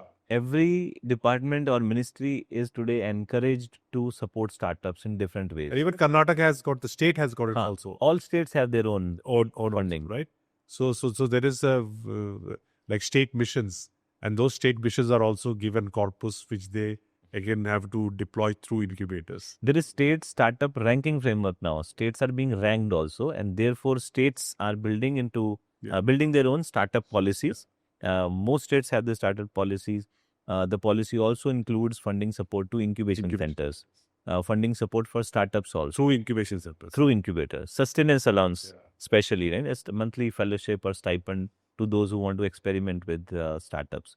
And then several states also encourage procurement, state-level procurement from the startups incubated in the state. Andhra Pradesh is a perfect example. If you look at the Andhra Pradesh policy, I think Karnataka also is probably, I'm not very well versed in the Karnataka policy, but Andhra Pradesh and even Maharashtra has brought up that policy where procurement is encouraged through startup. So what I'm going to say, because his question was on the grants the incubator gets, right? Right. So there are multiple avenues for it, and you should have the confidence, even if you're the beginner player, to keep applying for it. Right. And once you go out and apply, then you know how to evaluate startups, because you are getting evaluated with similar parameters. Exactly. They'll ask you, what is your focus, right? Where will you get the startups from? How will you build that team? Who's the team and who's your team? Your team. How will you manage? What is your strategy, plan of utilization? So all of that experience you will go through. And two questions emerge from the answer. One is, what's your team? So how do we form a team, and what should be the credentials of the team? How big the team should be? So now we're talking operations. Okay. You are saying that incubation center has to be run like a startup. Yeah. So now I need to have team, policies, procedures. Let's talk about that. So you have to also look at the incubation center as your startup. So you can't, you will, if you're a startup, you will always try to build a team based on long-term vision, but also looking at the operational expenses at the kite, right? So you don't want to build a team just because you got support from the university or from the government, substantial sum for operational expense. Doesn't mean that you start hiring people without having the stakeholders in place or without having customers in place, right? So from a team perspective, the first thing that is required is somebody who can understand incubation and who can do the networking part of it, right? So if you talk about REVA University, and if you talk about how do I get mentors for the startups, because you can't expect an incubation manager who can mentor the startups. So this is a big mistake people make. Yeah. Right? Should get incubation managers who can access the network to get the to help the startups. Yeah. So that for me the number one employee that you should have. So just like in the university, Yeah. you have a registrar Yeah. to handle all the administration. But in the class, Yeah. you need a professor to teach. Right. Right? So in the incubation center, you need a manager, you need employees who handle the files, call for applications, curate the lists for you, right? Yeah, those Then- three, those so the operational jo part hai na, Hmm. many of the time the university may do shared services. But I one thing, because we fall under Companies Act, when it comes to the finance accounts, you will have to have a dedicated person, because it will have a different outlook. The utilization certificates, the GFRs, all of those things are different. Plus, if you talk about equity, now this is the beauty of it. In no institutes or universities, they would ever have taken equity of a company. Now imagine taking equity of a company. It's a different ball game, which means you would need to have somebody in the finance and accounts who has an understanding of that. The other thing is, now you'll have to start also coordinating with a CA that understands the Companies Act and that understands government schemes under the Companies Act, for Section 8 companies, plus Company Secretarial Service, CS. The CS is an unheard person when it comes to universities and institutions. There's nothing of a company secretary. They know auditors, but nothing of a company secretary. So that's a CS having a company secretary, because you fall under, especially the Section 8 company. So that is so the person who knows the finance, accounts, etc., and does all this liaising with the CE and the CS, that is one person. An incubation manager who has got access to the network, whether it is a network of alumni, network of local experts, or network of experts around India, somebody who's good at that. These two people should be there. Other people, again, facilities management and all that, front desk and all this. And there's that's very interesting. The corporate funds, are there corporate funds that can be tapped? And second aspect is, are there any tax benefits that can be given by the incubator for inviting contributions? And how do we qualify for any tax exemption when we want to raise funds? So again, through the association, we're also had been advocating it, and fortunately, the government of India actually put it under the CSR. I think it's Schedule 135, where the companies, as part of their CSR responsibility and spending, can fund incubators. I see. But again, not all incubators. There are incubators who are funded by Department of Science and Technology, certain central research. There are certain. So if you can read the schedule, it will come. So like we fall under that. CIBA falls under that. Mandi falls under that. All our incubators fall under that, right? Now in this case, the corporates then. So this is what the Companies Act allows for. Now comes, why would the corporate give? Yeah. Right. So this is where you have to marry the CSR policies of the corporate to what is their mandate to your activities. So if the CSR policy includes entrepreneurship, includes innovation, promotion of innovation, and some of them may do social impact, right?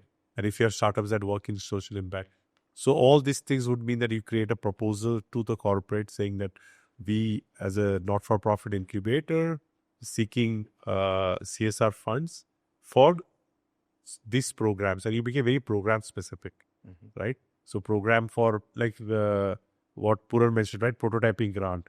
So if you get 10 startups and we want to give them 1.5 lakh rupees, right? You can go to corporate and say, I need 15 lakhs because I'm going to support 10 startups in so and so domain. So those are the different, again, you design the proposal based on what the CSR policy of the corporates are. Right. But so that's the how you get that benefit. Now, so it's not, it's mandated by them. So CSR money comes in. I would say the easiest one would be in your local area. There will be industrialists, HNIs who have their enterprises who are mandated to do CSR spending. Yeah. And they would love to support an incubator because they, and you know what the surprising part, many of them don't even know that they don't actually give their CSR funds to incubator. So it's a matter of you educating them also, right? Yeah. And you'll be surprised that they will say, "Oh, yeah, keh raha hai." So then they will just a phone call to their this thing that, hey, will it fit into our CSR policy mandate, and it's done. Okay, let's touch upon the governance of Incubation Center. Yeah. You know, what kind of bodies do you need? It's a company, Yeah. right? Section 8 simply means a not-for-profit company, but all the rules of Companies Act apply to you, although you are an incubation center. And usually host institutions, which are universities, they haven't handled any such cases. First of all, they're confused, what is this? Is it a department? Is it a school? It's a company. Correct. Now, what are the governance mechanisms that we need to have in place according to the Act? So I will always say the number one thing that there are two governance part. One is which is almost like a must-have, hygiene. The other part we'll talk about a much deeper issue that's separate. I'll put it in two sections. On the first part, that's why I brought about this company secretary and chartered accountants. The company secretary and chartered accountants you have to have them so that they will tell you exactly how do you manage your entire not-for-profit Section 8 companies in terms of your paperwork, in terms of your governance, whether you have filed the right things at the right time, all those things, right? So this is very, very critical and important because most of the time, it cannot be just a paper exercise. The reason why I'm saying that is if we are to inculcate fiscal disciplines to our startups, correct, we have to get that discipline ourselves. These exact things the startups also have to follow because they're also a private company. Correct. Yes. We also have to follow. The only difference is that for startup, any profit, they can decide how to distribute. For an incubator, the profit will be reinvested into the incubator's operations. Right. Yeah. And there, I'll just give an example, right? Board meetings. Yeah. Startups tend to do these board meetings in a very, because they say they're only, there's no board. There's just me and my co-founder and my sister or somebody, right? And then their board meetings are sometimes just paper exercises, right? Now that's okay if they have not done anything and there is still an idea stage. But the moment they formed a company and done it, we should tell them that you should have a board meeting, at least with some of the board observers. Get the incubator, if the incubator has given grant, even if the incubator has given grant, let that be a board. And so this discipline of governance comes right at the beginning, right? Because and same thing with the incubator also. Do you have a board of governors, like a supervisory board? How often do your board of directors meet? Because you'll have a board of directors, right? How is the agenda set? What is the discipline over there in the agenda, right? Even if the agenda is already discussed, right? How you conduct those board meetings becomes important because once you become very large, then to practice is not possible, right? Now comes to the other part, what I mentioned. For me, the big part is governance of all the government grants and schemes. Okay. Now this as an incubator, and this starts with this incubator, the leader, right? The level of ethics that is required, the level of integrity that is required is unparalleled. The reason why I'm saying is because many of the government schemes, they are given with, although there is a paper trail and everything, but it is not micromanaged by them. Yeah. They are giving it, there is an amount of trust that is put in because they cannot give to the startups. So they're telling incubators, we trust you. Yeah. You give it to the startups. And one of the reasons why government goes with academic institutions. Yes. And also they prefer government institutions because they're already funded and they have some amount of control over there. Right? Yeah, absolutely. So there, it is not just matter of, having the mechanisms in terms of utilization certificate, having all the rationale, etc. It is also the part of the trust. When the government is trusting you with the money, you should almost take it as it's your own money. It's not free money. And I always tell this to incubator, you have to look at it as if it's a taxpayer's money, right? You have lot more responsibility than the government. Yeah. Government has done its job of giving you the money. Actually, the shoulder of responsibility is with the incubator leader, right?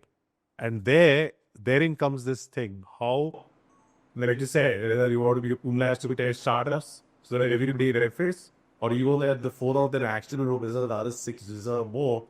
And you say, we'll get all the 6 to the 4. Also, I have the money, but I am not really good to you because they don't have, because they are on the right stage, or, the co-founders are also moonlighting with something else. Yeah.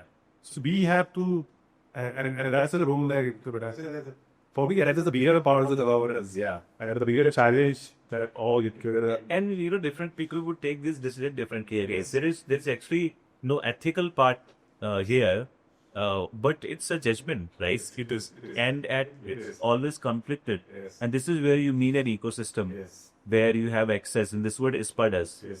For example, you are connected to incubation manager, incubation heads across the country. Yeah. And now between, deciding between giving 2 lakhs to 10 versus 5 lakhs to 2, how do I decide? So, you call up a fellow incubation head from other incubator who is more experienced and you say, how do you think about your say?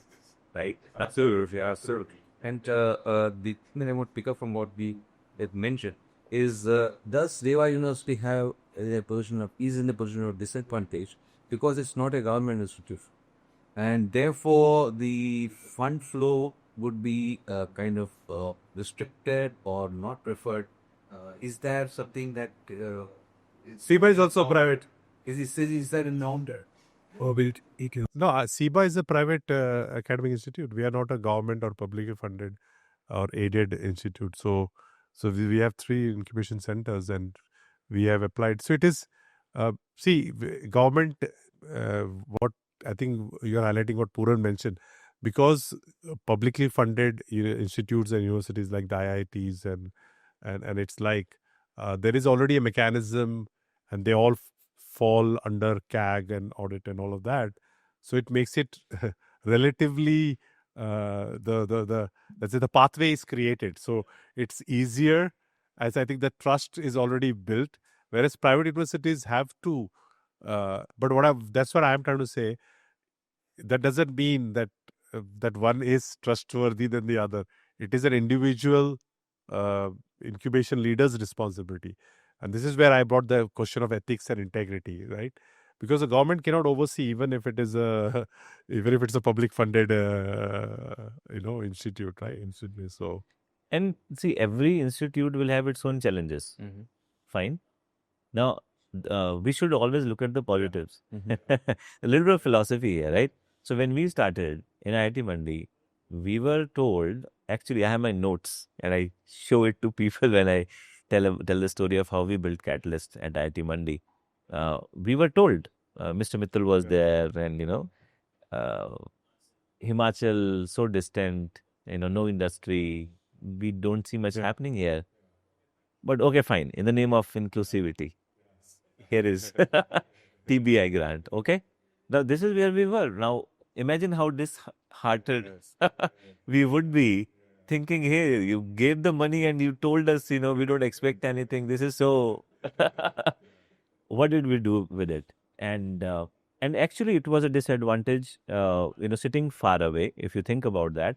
We were 6 hours away from an airport, 6 hours away from a railway station, from a big city, an hour away from a hospital, in the middle of nowhere. That is how IIT campuses or any other national level institutes are set up. Now they've given you the incubator. Now I could either cry about, where am I, and I don't have any resources. Very easy excuse, and we could have just run it like a project and been one of the many incubators. And then it will die down after some time. We can. But we owned up to it. We said, okay, we are in the hills. We are going to, bear it on our heads and we will announce to the world. We are in a Himalayan incubation center. We are going to follow the theme of build for Himalayas, build from Himalayas. We are tourism state. We'll bring people here. We'll, show them a good time. We'll show them the beauty of the place. and we will get top startups as well. And gradually it started happening. So you play to your strengths. And we gathered a lot of money as well from the government schemes. Okay, we had like 12, 15 different government schemes with us by the end of 5th year.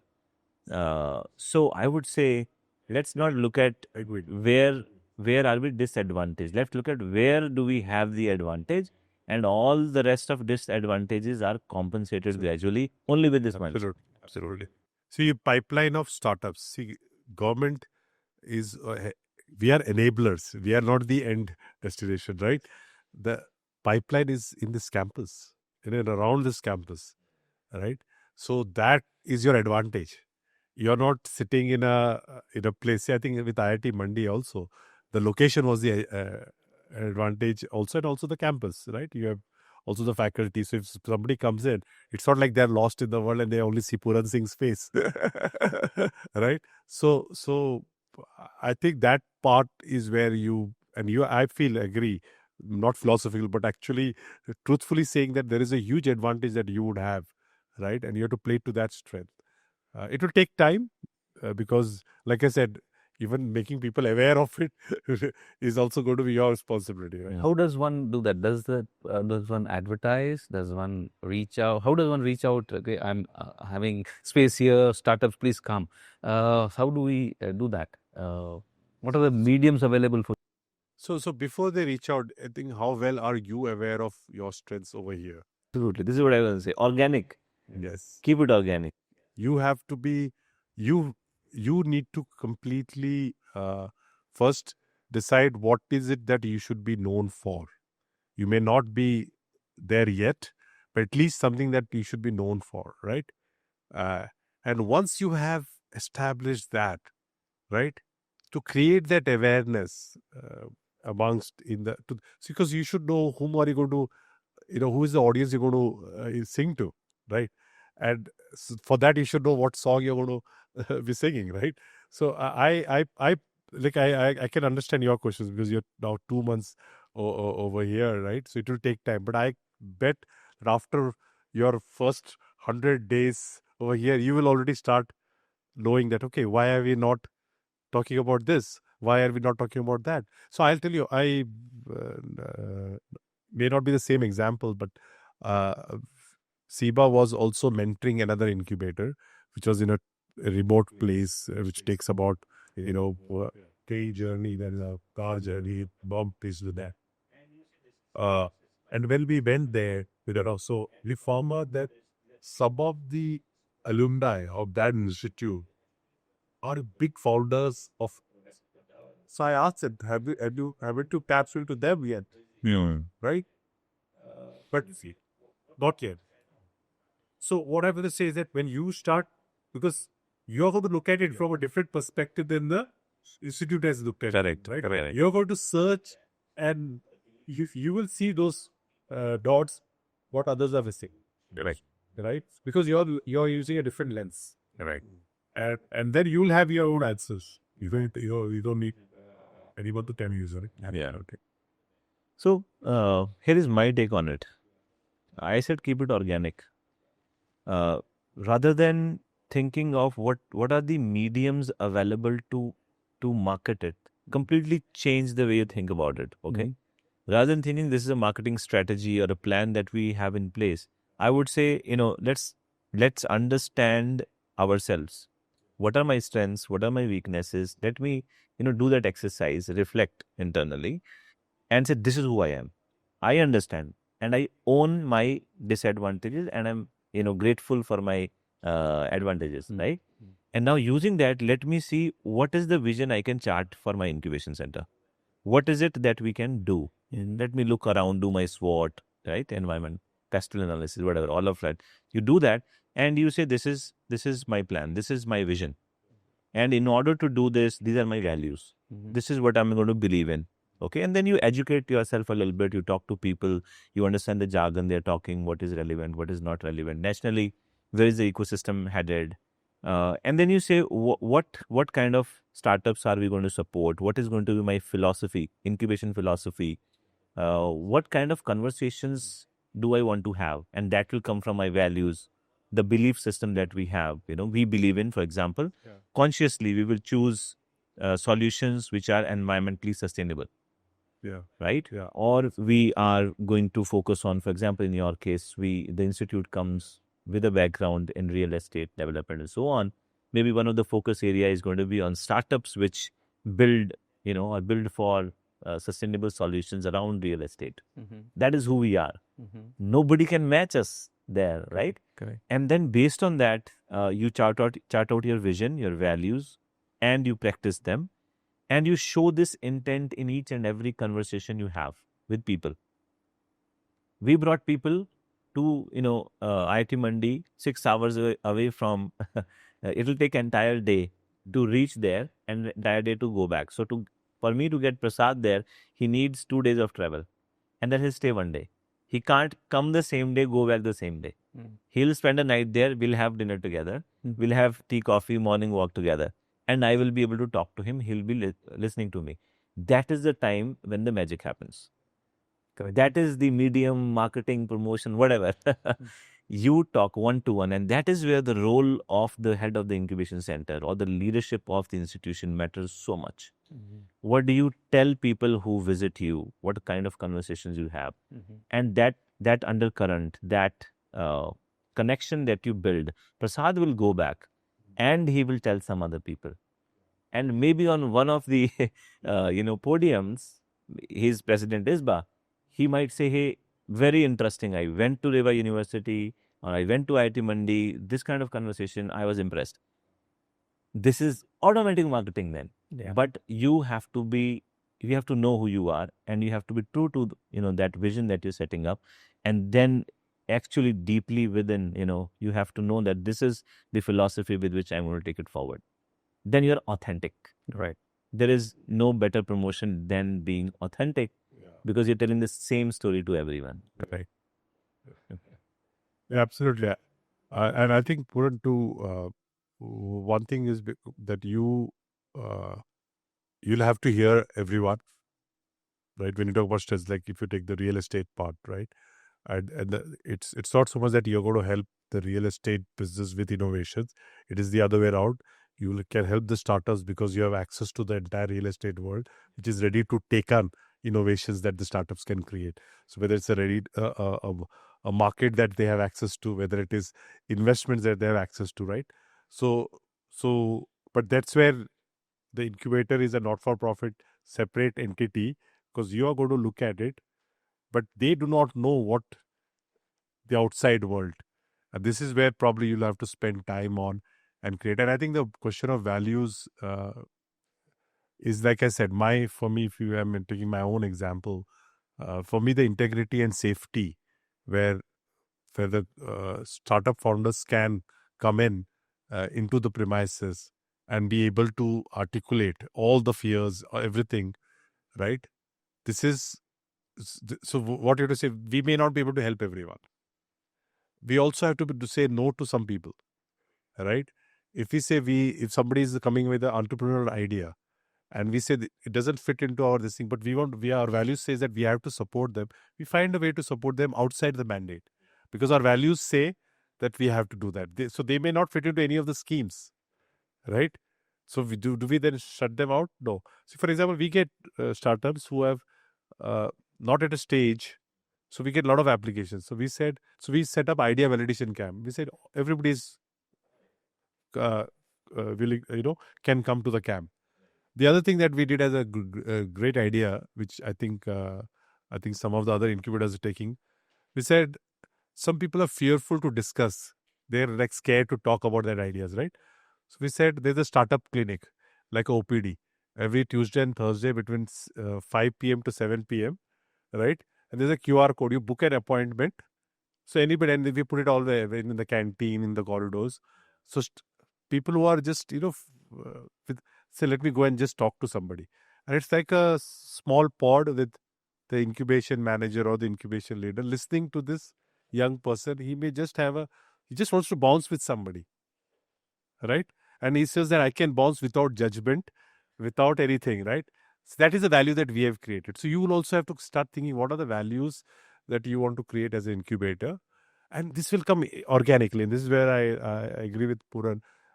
Once you are aware of it, it will come organically, and I'm pretty confident it will come, because with your experience, you have seen and experienced a lot.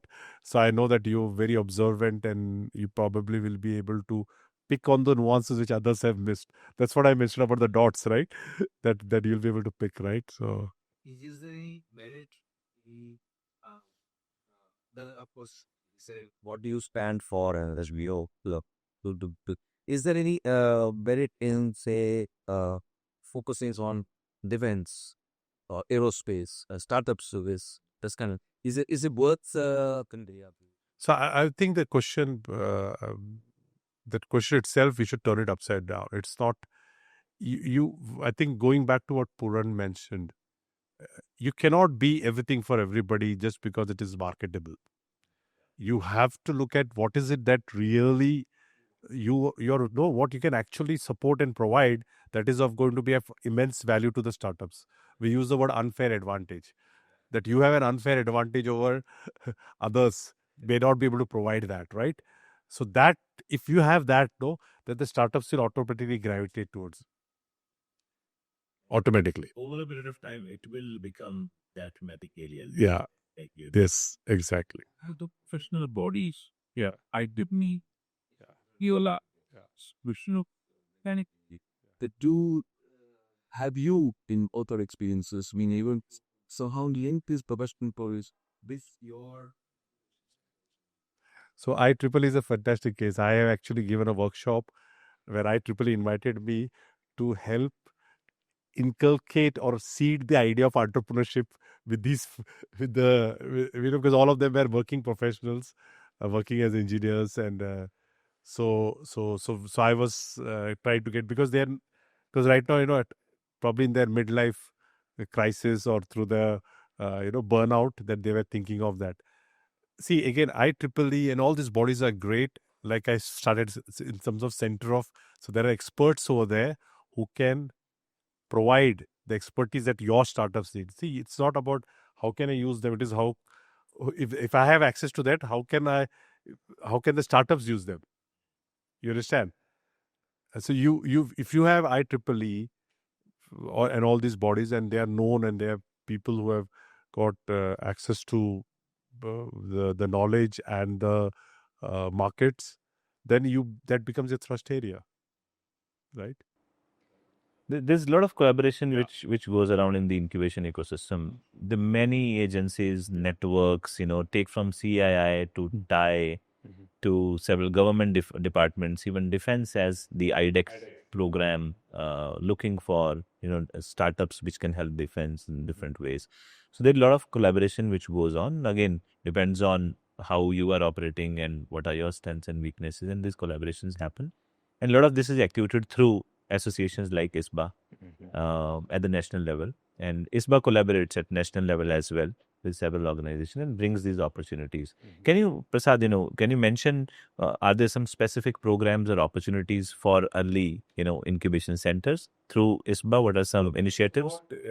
Both as an association, as a body of, because we all are practicing incubation leaders. So, I was trained by the previous ISBA leadership team, who were also traders to trade the. So we as a body are in fact trying to help out all the emerging new incubators. For example, when last year Department of Science and Technology established around 36 to 38 inclusive incubators, ITBIs, in different parts of India. So these are all incubators who were almost the same stage as you are, right? So we did the capacity building for them, right? So we had master classes, we do capacity building workshops and where it can be open about everything and all the questions, because it is not a theoretical, it's a practitioner. So so that is what ISBA does. In fact, we'll have a master class again doing a ISBA conference that is happening in Guwahati, the 10th, 11th, and 12th of December. And this time we are doing it in Northeast, because in Northeast there are incubators who are also at a very nascent and early stage. This is how do we help care. So here,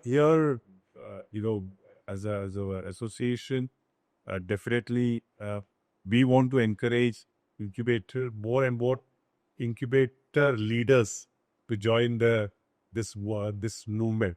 Yeah, right. And that's why they are helping them be to be trained and be trainers themselves. Right, right. Great. So let us. I think we've asked a lot of questions, which should be really helpful to incubation heads who are starting off or very recently started. And we've touched upon, from governance to some compliance sides to operations to strategy to vision, team, and thank you, Commodore Kulkarni, for bringing all those questions. It would have been hard for us to, imagine those questions, having been, at least, ahead in the journey in that sense. But these questions hopefully bring out these aspects of setting up incubation centers, running them in a way which helps the ecosystem nationally and also builds a collaborative ecosystem. Let me bring this to the final section before we conclude. We are doing all of this interaction as part of Guess India podcast, right? And Guess India primarily is a survey where we talk to students and we try to assess their entrepreneurial spirit. In 2023, for the first time, we did this survey in India, and there were some statistics that we figured. About 38% students say we are, working on an idea. I have an idea. Only 5% say I have a venture. Again, these numbers are very big because also sample may also be of people who are a little bit more interested in entrepreneurship, and hence, so we can scale it down. They have a venture while they were at the research. They are students. The surveys of those individuals who are currently enrolled, 5% of them say I have a venture, which means the definition is at least 3 months I have made revenue, right? And I've run this number across various people, and they've said it's high. If you look at it, but then it could be a function of sample being of those students who are interested. Not everyone takes the survey. Another number that we have is 26% of the students who say I have an idea, which is 38% students have an idea.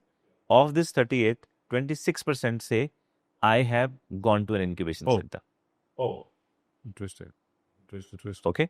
Now, so for me, like I gave you example of how when we encourage and we make an open door policy where incubation center doesn't look like this far away, right? I can only enter there if I have a well-established company. I can't go enter there, right? If you keep that open door, like I said, safe to discuss area, then that is which is an encouraging figure for me. If 38% to 26% actually went to incubation center, that's for me it's a good encouragement. That means the incubators housed in the academic institutions are encouraging it. If it would be great if all of them went, but I would take 26% of 38, which is a good number. A good number. That's what Dr. Suresh also said. He said, this number was quite small. 26% is good. And also this, this who participated in this survey also doesn't affect this number, because if 38% students said I'm working on an idea, of them 26% said they have gone to the incubation center, right? Now the next question is, how, do you think in IIT Mandi I had 10% of the startups which came from the institute. What is the number for CIBA? Yeah, it is, and that too after a lot of pushing. It was initially the first round, although we had the first two incubatees, between 5 to 10. That too, it depends because we are pushing for it, right? I'm pushing even more, but that's the number, because like I said, we do have policies that encourage, and we are slightly open to the host institute founders, but I cannot be biased towards innovation. So when the innovation maturity, and because there's a limit in how much you have, right? The applications. So we, but I let me put it this way, Puran. Lately, we have after COVID, we had this virtual incubation a lot. We are now gradually phasing it out. I'm looking at more physical incubation, which would increase my host institute numbers a little bit more. So that's going to happen. So the other thing is, when I talk to the students, I feel like the ideas probably are not ready. In 2023, I came out of Catalyst, the incubation center at IIT Mandi, and then I'm now full-time working with students. Yeah. Earlier in the incubation center, we have applications from across the country. Yeah. The students' ideas get dropped off because they don't, they're not able to compete. But now that I work with the students more, and in the guest project is all about student entrepreneurship, I feel like should we not be encouraging students, if they have an idea, they come with it, we're not forcing them. Should we not have a separate threshold for them? Yeah. Are we turning them away from incubation center? Shouldn't we be focusing more? Shouldn't we be actually positively biased towards helping the students within my host institution? I have a perfect answer for that. So I took this number 5 to 10% of official incubatees whom I report. But if you take that number out, if I talk about how many startups do we encourage, we have something called pre-incubation. So 6 months we allow pre-incubation for those startups who are not there yet. Because we don't want those students to say you have to be a registered company under DPIIT to be called incubating, right? Yeah. So, but that cannot be a deal breaker with them, right? Yeah. So 6 months we give. Now the other question comes. Some of these students may not want to also pay the incubation fees. So who funds them? So we have something called CISP, CIBA Incubation Support Program. Okay. So under CISP, we reached out to corporates for CSR. So they give, and we said, okay, 1 year incubation fees. Oh, they funded. So they will fund. Oh, wow. So what happens is that in 6 months, so we are expecting that in 6 months that they come to a maturity, then they go to the incubation, to the committee, they get selected, and then another 6 months, right? Wonderful. After 1 year, then they would also get confidence. So this is how you convert the students to, and this is done exclusively for students. They're not opening it for anyone else. Sure. Right? Great. I think that's one thing that we really want to understand. How do we get more students the support that they need? And the more we go out through this podcast, we're trying to create awareness, encourage student entrepreneurship ecosystem. And this conversation was mostly focused on one important stakeholder for students, which is Incubator. Yeah. And incubators, we dedicated this episode to incubators only. We spoke less about students, more about incubator, because they also need awareness. Therefore, thank you so much, Prasad, for taking time and helping us go through the basics of incubation, answering several questions which would encourage people who are venturing into incubation center answer these questions for themselves. I'm sure it takes more than one conversation. Absolutely. To 10 years into the ecosystem, and that doesn't get summed up in 1 hour, 2 hours, but I think this will be a starting point. And I think through ISBA, we already have several programs. We can do more where we cater to, now what are the questions coming from the horse's mouth, right? What do incubators need? And these questions, how do we answer them more structurally in a more formidable manner, so that more and more support goes to the students. Thank you so much for making time for this conversation. Pleasure, my pleasure. I really enjoyed this. Great. And thank you so much, Commodore Dr. Kulkarni, for being my co-host. It puts him into a vulnerable position, exposing himself as a novice in the incubation. But I appreciate the role that he has taken, despite that his decorated defense. No, I greatly benefited from both the perspective, advice, and experience. I think it was a combination of these three things that emerged as a part of this conversation, and it was really something that I'm greatly benefited. REVA University is greatly benefited, and I'm sure, like all the other incubators, are also going to get benefited. Great. With that, we conclude this episode, and thank you very much for tuning in. We will continue to bring to you more episodes like this, which create more awareness, eventually targeted at helping student enterprise.